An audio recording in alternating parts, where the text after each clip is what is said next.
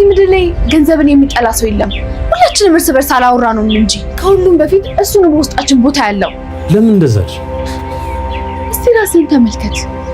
እኔ ልትጎዳኝ የፈለከው በገንዘብ ነው። ምክንያቱም እኔን ከመጉዳት በላይ ገንዘቡን ስለምፈልገው። እንዴት አይነት ውብ ነገር የተናገርሽ! እንድልሽ ሆነ አትጠብቂ። እኔ ምንም እንድትለኝ አልጠብቅም። ብቻ ግን ተወኝ። እኔ መተንፈስ እስካቆም መቼም አልተውሽ። እዚህ በምን ቀን ይሁን የመጣኸው? እንጂ ምን ነው ቁጥረሽ አንቨርሰሪያችን ታከብቱ? ሜርሲ፣ የዚህ ልጅ ንግግር ተመልከች። ይሄ ልጅማ በውስጡ አንድ አሮጊት ውጧል። መቼም ሻውን ከዚህ የምትሄደው መቼ? የሰው ቤት እኮ ነው። ቆይ እንዴት እንደምትናገረው አንተ!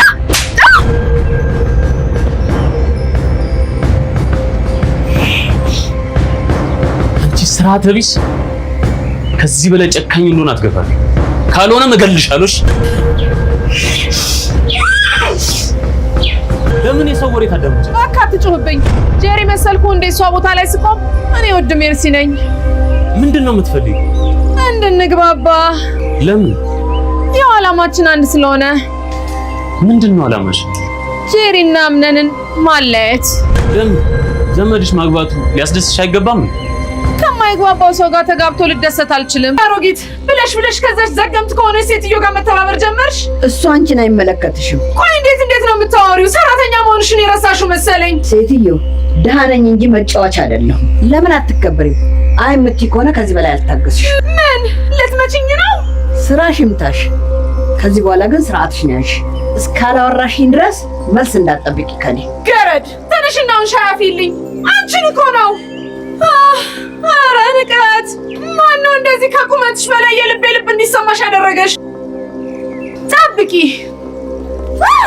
ሜርሲ የሙስጠፋ እዛ ቤት መገኘት ምንም አላስደሰታትም ማለት ነው። ሲፈን በጤናዋ ወይም ደግሞ አንድ ተንኮል አስባ ወደዛ ቤት እንዳመጣችው ጠርጥራለች ማለት ነው።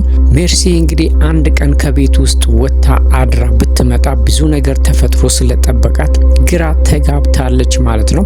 ሜርሲ የሙስጠፋ እዛ ቤት መገኘት በጣም አሳስቧታል ማለት ነው። ሲፈንም የሆነ ተንኮልና የሆነ ነገር አስባ እዛ ቤት እንዳመጣች ስለገባት ካሁኑ መጠራጠርና እንግዲህ ሲፈንን በቅርበት ለመከታተል ወይም ደግሞ ለምን ዓላማ እዚህ ቤት እሱ እንደመጣ በእንግድነት ለምን እንዳመጣችው ወይም ደግሞ ወንድሜ ትበል እንጂ ወንድሟም እንዳልሆነ ጠርጥራለች ማለት ነው። ስለዚህ ሜርሲ ይሄንን ነገር ከጠረጠረችና ሲፈንን በቅርበትና ወይም ደግሞ ዓላማዋን እንዳትተገብርና በትክክል ያሰበችው ነገር እንዳታደርግ ልታደርጋት ትችላለች ማለት ነው። ጄሪም ከሙስጠፋ ማስፈራራትና ከሱ ዛቻ ለመዳን እንግዲህ አምጪ ያላትን ብር በቀላሉ ከአምነን ልታገኝ ችላለች ማለት ነው።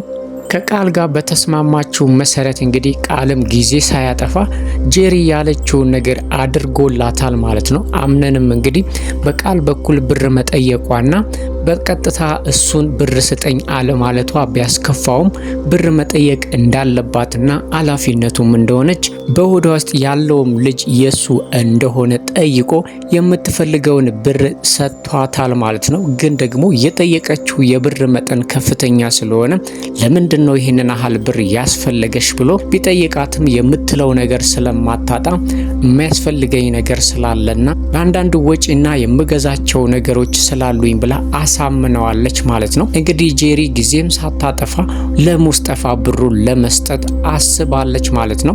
እንግዲህ ሙስጠፋ በቀላሉ እንደማይፋታትና እዚህ ቤት እስካለ ድረስ ህይወቷን በሙሉ ምስቅልቅሉን እንደሚያወጣላት ነግሯታል ማለት ነው። ሙስጠፋን በጣም ብዙ ስለበደለችውና ከዚህ በፊት ህይወቱን ስላጨለመችብለት በአሁን ሰዓት ለጄሪ እንግዲህ ምንም እየራራላትና እያሰበላት አይደለም ማለት ነው። ጄሪም በተቻላት መጠን ከሷ እንዲርቅ ብትነግረውም በፍጹም ግን ያንን እንደማያደርግ ነግሯታል ማለት ነው። ይሄንን እያወሩ እያለ እንግዲህ ከተንኮልና የሰዎችን ነገር ከማዳመጥ ወይም ደግሞ አጋጣሚዎችን ወደ ትልቅ ነገር ለመቀየር የምትጣደፈው ሜርሲ አዳምጣቸዋለች ማለት ነው። ሜርሲ እንግዲህ ነገሮችን በሙሉ ለራሷና ወይም ደግሞ ለጥቅም የማዞር አባዜ አለባት ማለት ነው። ሙስጠፋ እዚህ ቤት የመጣበት ምክንያትን አስባ ሳትጨርስ እንግዲህ ከሱ ጋር ለመስማማትና አብረው ለመስራት እያሰበች ነው ያለችው ማለት ነው። የጄሪንና የሙስጠፋንም ምንነትና ግንኙነት ጥንቅቅ አድርጋ አውቃለች ማለት ነው። ምናልባትም እንግዲህ አሁን ላይ ጄሪ በሜርሲ እጅ ስር እንደወደቀችና በእሷ ቁጥጥር ስር እንዳለች ነው የሚሰማን ማለት ነው። ምክንያቱም ከዚህ በፊት የሰራችውንም ስህተት ሪከርድ አድርጋ ወይም ደግሞ በቪዲዮ አስቀምጣለች። አሁን ላይ ደግሞ የሙስጠፋንና የጄሪን ግንኙነት አውቃለች ማለት ነው። ስለዚህ ሜርሲ አሁን ላይ በቀላሉ እንግዲህ አምነንንና ጄሪን ለመለያየት በቂ ማስረጃና በቂ ምክንያቶች ስላላት ይህንን ከማድረግ ወደ ኋላ አትልም ማለት ነው። ጄሪም እንግዲህ ከሜርሲ ለመራቅ ብትሞክርም ጄሪ ግን ከሷ ለመራቅ ያሰበች አይመስልም ማለት ነው። እንግዲህ ጄሪ ከሜርሲ ለመራቅ በሞከረች ቁጥር ጄሪ ለሷ ክፋት እንድታስብና ሙሉ በሙሉ ከአምነን እንድትለያት ልታደርግ ትችላለች ማለት ነው።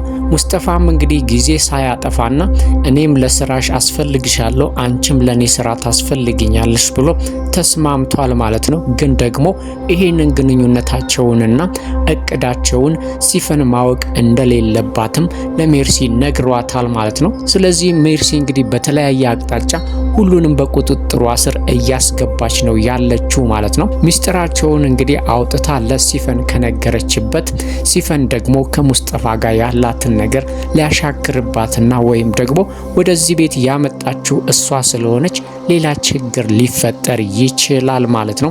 ሲፈን ሙስጠፋን አምናውና ሚስጥረኛዋ አድርጋ ነው ወደዚህ ቤት የመጣው ማለት ነው። ከጄሪ ጋር ያለውንም ግንኙነትና ከሜርሲ ጋርም አሁን እያደረገውን ያለውን ስምምነት በፍጹም ሲፈን ስለማታቅ ያወቀች ቀን ምናልባት ስራቸውም ወይም የሲፈንም እቅድ ሊበላሽና ሙስጠፋም ስህተቶችን ሊሰራ ይችላል ማለት ነው። ሌላው ወይዘሮ ዛሃራ እንግዲህ እዛ ቤት ውስጥ ትልቅ ድርሻ ነበራት ማለት ነው። ቤቱ እንደ ቤቷ ነው። ከልጅነቷ ጀምሮ ብዙ ነገሮች ያየችበትና አምነንንም ያሳደገችበትና ከወይዘሮ ሰመሃል ጋር ብዙ ቁርኝትና ብዙ ግንኙነት የነበራት ሴትዮ ነበረች ማለት ነው።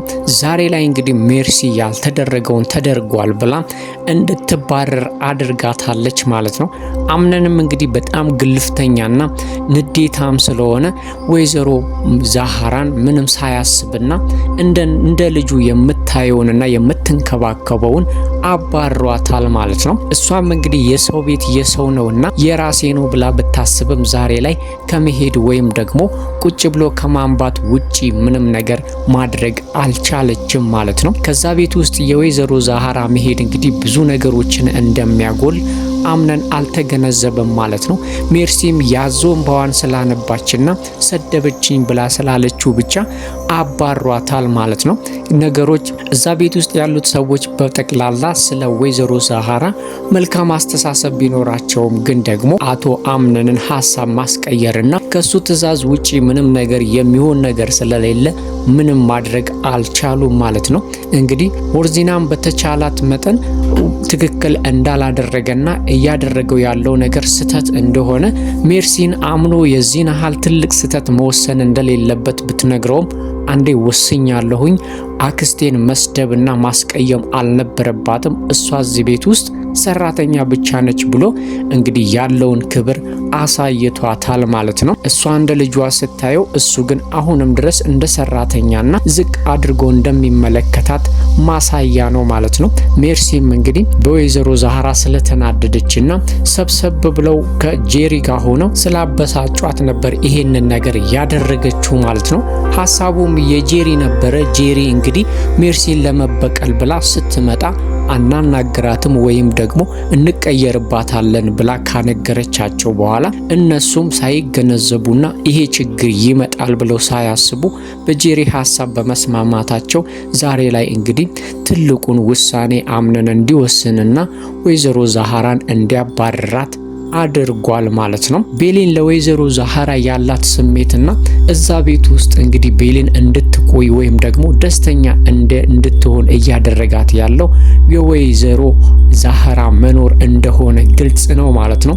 ሲከፋትም ደስታዋንም ሀዘኗንም ከሷ ጋር ነው የምታሳልፈው። ዛሬ በመባረሯ እንግዲህ በጣም ልቧ ተሰብሯል። በእንባ ብቻ ሳይሆን አብራት ለመሄድም ሻንጣዋን አንስታለች ማለት ነው።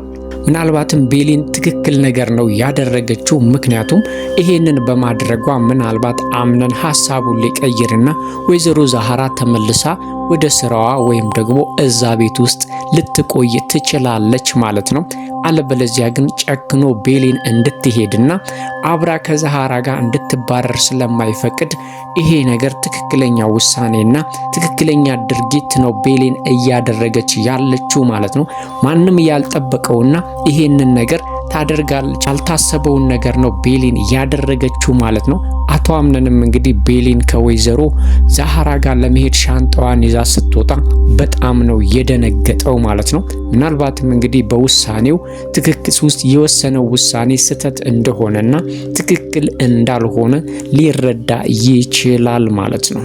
ሌላው ቃል እንግዲህ በቤሊን ፍቅር እየናወዘና ከሷ ጋር ጊዜ ለማሳለፍ በጣም እየቋመጠ ነው ያለው ማለት ነው። ለዚህም ነው እንግዲህ ጄሪ ያለችውን ነገር ጊዜ ሳያጠፋ ብሩ በአምነን በኩል እንዲደርሳት ያደረገው ማለት ነው። ዛሬም እንግዲህ ቤሊን ተኝታ ሲያያት ራሱን መቆጣጠር አቅቶትና ክፍሏ ድረስ ገብቶ ሲመለከታት ነበረ ማለት ነው። ምናልባት እንግዲህ ይሄ ነገር በቃል ላይ ወደፊት ትልቅ ችግር ሊፈጥርበት ይችላል። ምክንያቱም አምነን ቤሊንን ከነፍሱ በላይና ከራሱ በላይ ነው የሚወዳት። ነገሮችና አጋጣሚዎች አለመቻች ብሎ ወይም ደግሞ የሰራው ስህተት እንዳይናገር አድርጎት ነው እንጂ ልቡም ሁለመናውም ከቤሊን ጋር እንዳለ ግልጽ ነው ማለት ነው። ቃልና አምነን የወንድም አማችነትና የስራ ባልደረባነት ሚስጥራዊነት ጭምር ግንኙነት ነው ያላቸው ማለት ነው። ዛሬ ላይ እንግዲህ ቃል እሷን እንደተመኛት ሲያቅ ምን እንደሚያደርግ ባናውቅም አምነን ግን ደግሞ በፍጹም ቤሊንን አሳልፎ ሊሰጠው እንደማይችል ግልጽ ነው ማለት ነው። ስለዚህ በሁለቱ መሃል ቅራኔና ያልሆነ ሐሳብ ሊፈጠር ይችላል ማለት ነው። በእርግጥ አምነን ሚስት ቢኖረውም ጄሪ አብራው ብትሆንም ግን ደግሞ ልቡና ፍቅሩ ያለው ከቤሊን ጋር ስለሆነ በቀላሉ አሳልፎ ለቃል የሚሰጣት አይመስለንም ማለት ነው።